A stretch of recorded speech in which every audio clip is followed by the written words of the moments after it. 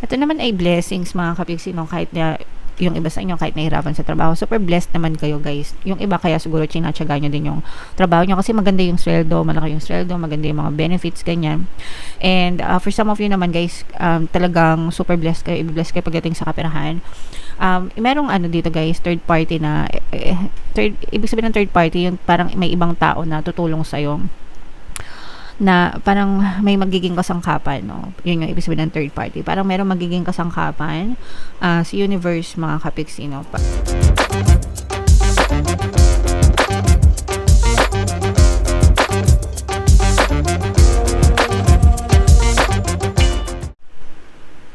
Hello guys, hello Capricorn, welcome back to Pinay Pixie Tarot. Money come to me. Ang episode natin for tonight guys is money reading para ngayong February para sa Capricorn, Sun, Moon, Rising sign, and Venus.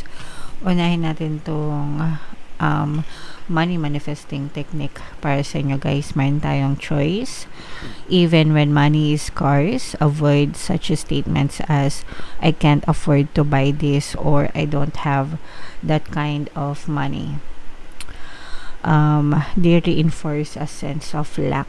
It's better to tell yourself, I choose not to buy this at this time. So, ibig sabihin ng choice, mga kapiksi, yung choice of words nyo, no? Yung mga salita na pinipili nyong bitawan araw-araw, pagdating sa kabuhayan natin. So, you have to avoid negative statements as much as you could. Iwasan nyo yung pagsasabi ng negatibo, mga kapiksi, even if it's already true. The more na sinasabi nyo siya, the more na parang sinisemento nyo yung paniniwala na yon, mga kapiksi. And kapag sementado yung paniniwala na yon, yun yung paulit-ulit na may experience nyo sa inyong physical reality. So, wag na wag nyo sasabihin na wala kayong pera, mahirap kumita ng pera, mahirap mabuhay, etc. etc. Again, no? The more na sinasabi nyo yung mga statements na yon, the more na sinisemento nyo, no? Yung paniniwala na yon, and lalo kayong mahihirapan pagdating sa pera. So, imbis na sabihin nyo yung mga negative statements na yon, mag-affirm kayo positively, mga kapigsi. Which is palagi kong tinuturo sa inyo, diba? Money come to me, palagi ako may pera, palagi ako nagkakapera. I'm the king of abundance, I'm the queen of abundance. Kahit hindi siya totoo for now, no? Sabihin natin, hindi naman totoo palagi ako nagkakapera eh. It's okay. Pero the more na inuulit-ulit mo siya sabihin, palagi, paulit-ulit, anong nangyayari?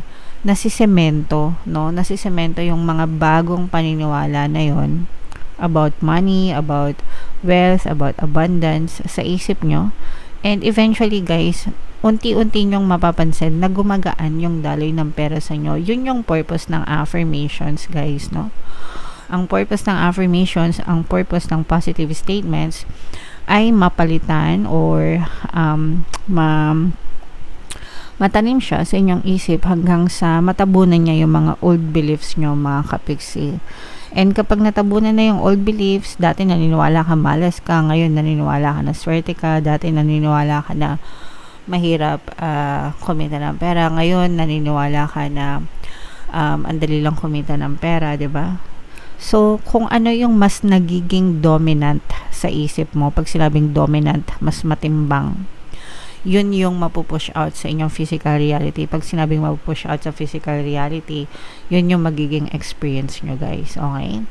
So, everything, palagi nyo tatandaan, guys, everything is changeable and malleable. Lahat pwedeng magbago. Depende sa inyo. Okay? So, kung hanggang ngayon minamalas ka pa rin, kung hanggang ngayon naghihirap ka pa rin, kung hanggang ngayon bigat na bigat ka pa rin sa buhay mo, you have to replace, guys, no? Yung mga paniniwala nyo, and doon po mapasok yung mga choice of words nyo. Yung mga pinipili nyong sabihin, araw-araw, every single day, guys, no? Hindi yan one time, big time na, sige, mag-affirm ako ngayon. Kinabukasan, mayaman na ako. No. It's a habit na kailangan nyong i-develop, kailangan nyong maging disiplinado, no? Hanggang sa tuluyan magbago yung inyong pamumuhay, guys. Naintindihan nyo ba? Sana naintindihan nyo, guys. Kasi marami pa rin nagrereklamo dyan sa comment section. Kesyo hindi na daw nagbago yung buhay nila. Ang tanong natin, binago nyo ba? May binago ba kayo, 'di ba, sa paniniwala nyo? Kaya ako nga kayo tinuturuan, guys, para magbago yung buhay nyo. Anyway, so comment down below if naintindihan nyo yan, guys. Sana naintindihan nyo. Ito naman yung ating money energy. Hanapin natin yung money energy at saka energy ng Capricorn. Habang sinashower ko to, guys, panoorin nyo muna yung video natin regarding sa ating paano mag-manifest ng abundance video course. Kapiksi, sawa ka na ba sa mga struggles at hirap sa buhay mo? Masipag ka ba at masikap sa buhay ngunit hindi ka pa rin umaasenso? Ilang beses ka na bang nag-attempt magnegosyo at mag-invest pero palagi ka pa rin nalulugi? Sa pagkakataon na ito ay maaaring may subconscious beliefs ka na nagiging balakid sa iyong pag-unlad at pagyaman. Introducing, paano mag-manifest ng abundance video course. Dito ay matututunan mong ma-overcome ang mga balakid mo para tuluyan ka ng umunlad, umasenso, sumagana, maging matagumpay, successful at maswerte sa iyong kabuhayan, pera, trabaho, negosyo sa lapi at kaperahan ng bonggang-bongga. Dali, mag-send na ng email sa pinoypixitaro@gmail.com at simulan na ang iyong pagyaman ngayon. Alright, so sa lahat ng gusto mag-avail ng course, guys, meron tayong paano mag-manifest ng abundance video course, paano mawala ang third party, at magkaroon ng harmonious na relationship, paano pabalikin si ex or vice breakup. Sa mga interesado, guys, mag-send lang kayo ng email sa pinoypixitaro@gmail.com. And sa mga naghahanap, guys, ng pampaswerte na lucky charms or lucky bracelet, aventuring, tsaka citrine yung recommended ko to, guys, may makikita kayong mga link sa description box. So, Capricorn, guys, kayo ay represent ng King of Pentacles sa ating energy, sa ating spread. Ito yung ating money energy, mga kapiksi. So, this is both negative and positive. Unahin natin yung negative, mga kapiksi, no? For some of you, guys, no, parang nararamdaman natin na medyo nahihirapan yung iba sa inyo sa trabaho, sa workplace. Lalo na kung pinagmamalupitan kayo ng inyong mga boss, ng inyong mga amo, kasi may mga ganun talagang mga workplace, guys, no. Yung iba sa inyo parang bantay sarado kayo, mga kapiksi, parang CCTV yung mga boss nyo, masyadong stricto, lahat na lang or kahit hindi mga boss, kahit yung mga kasama nyo lang sa trabaho. Tapos yung tipong konting mali nyo lang, pinupuna or masyado na agad big deal sa kanila, ganyan. Yung iba pwedeng nakakaranas din kayo ng maltreatment, no? Yung tipong minamaltrato kayo ng mga boss nyo, mga kapiksi. Yeah. So, yung iba parang nararamdaman natin na gusto nyo na maghanap ng ibang trabaho, pero wala kayong choice kasi yung iba may kontrata, hindi pa tapos yung kontrata, ganyan. O kaya naman yung iba parang walang malipatan, no? Parang hindi kayo makalipat kasi wala kayong malipatan, wala, ganyan. So, okay lang yan, guys. Kung kaya nyo naman tiisin nyo lang. Meron tayong, guys, yung subliminal na pampabait ng boss and mga kasamaan sa trabaho. Actually, marami nang tayong success stories nun, guys. May mga bumabait talaga. And ginawa ko talaga yung para sa inyo, guys, para hindi kayo mahirapan, no? If in case na nakaresonate kayo dito, pwede nyo pakinggan yun. Pero kung walang choice, kung meron naman kayong choice na lumipat, guys, or hanap-hanap na kayo ng malipatan para hindi kayo mag-suffer, para hindi kayo magdusa, no? Hanap din kayo ng ibang malilipatan, mga kapiksi, okay? Ang maganda naman dito, guys, is kahit papano, kung meron kayong mga partner or mga asawa, kasi yung iba sa inyo, guys, tinitiis nyo para sa mga anak nyo and yung mga hirap, no? Kumbaga parang kinakaya nyo kasi iniisip nyo palagi yung mga anak nyo. And ang maganda naman sa inyo, guys, kung meron kayong mga partner or specific person, mga asawa, ganyan, parang parang nahihinga nyo din yung mga sama ng loob nyo sa kanila, mga kapiksi. So, kahit pa paano, medyo nakabawas-bawas din yun ng mga sama ng loob nyo, guys. Okay? So, maswerte kayo kasi meron kayong nasasabihan ng mga hinaing nyo. Guys, okay? Ito naman ay blessings, mga kapiksi, no? Kahit na yung iba sa inyo, kahit nahihirapan sa trabaho, super blessed naman kayo, guys. Yung iba, kaya siguro tsinatsaga nyo din yung trabaho nyo kasi maganda yung sweldo, malaki yung sweldo, maganda yung mga benefits, ganyan.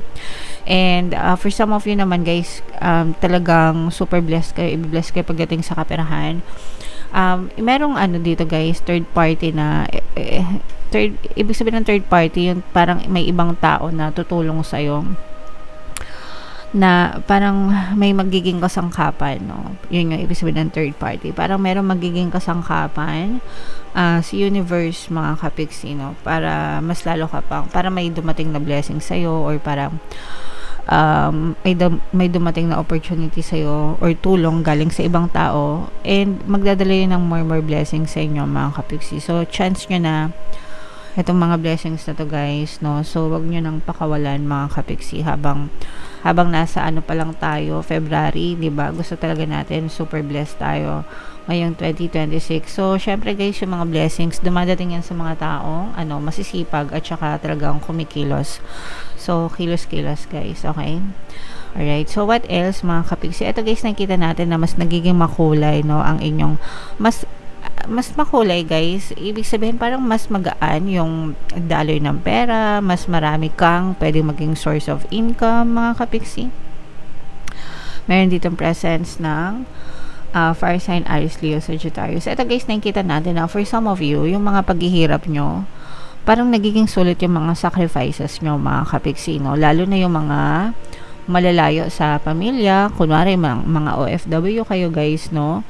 Parang nasusulit nyo yung mga sacrifices nyo kasi yung nakakaipon kayo, although hindi naman lahat ng OFW, guys, talaga nakakaipon, no? Pero yung iba talagang maswerte kayo kasi nga may mga pamilya na nagsusupport sa inyo, maaasahan nyo, hindi nilulustay yung mga pera nyo, guys. Kaya masasabi natin na sulit talaga yung mga effort nyo kasi talagang super blessed kayo, mga kapiksi. And sa mga may negosyo, guys, ito nakikita natin na magkakaroon kayo ng expansion, business expansion, opportunities na mag-expand ng business, at saka opportunity din to work with other people. Ito, guys, this will resonate more sa mga negosyante, sa mga freelancers, guys, kasi parang sabi ko nga, guys, may ibang tao, no? So, yung third party. Parang, dahil dito sa tao na to, it can be a collaboration, guys, no? Or, parang guys, parang magbabago yung takbo ng swerte nyo. Parang you will have more sales, more customers, guys, more sales ngayong season na to. At saka yung mga ininvest nyo, parang mas lalo pa talaga siya nagbubunga. And yung negosyo nyo, guys, lalo siyang sumasukses, lalo siyang lumalago, no? Kaya talagang pumapaldo kayo sa mga earnings nyo, sa mga kita nyo, guys, kasi nag-expand talaga. Hindi lang business expansion, guys, pero nag-expand yung mga customers nyo, no? Mga clients nyo. Kahit even sa mga freelancers, guys, parang dumadami yung mga clients, no, na nagde-demand na makapagtrabaho sa inyo. So, pumapaldo kayo sa kaperahan at saka sa blessings, guys, ngayong February. So, ito, guys, i-main nyo na yung pagpaldo sa blessings at sa kaperahan na yan. Kasi deserve nyo talaga yan, mga kapiksi. Okay? Alright. So, comment down below, Capricorn.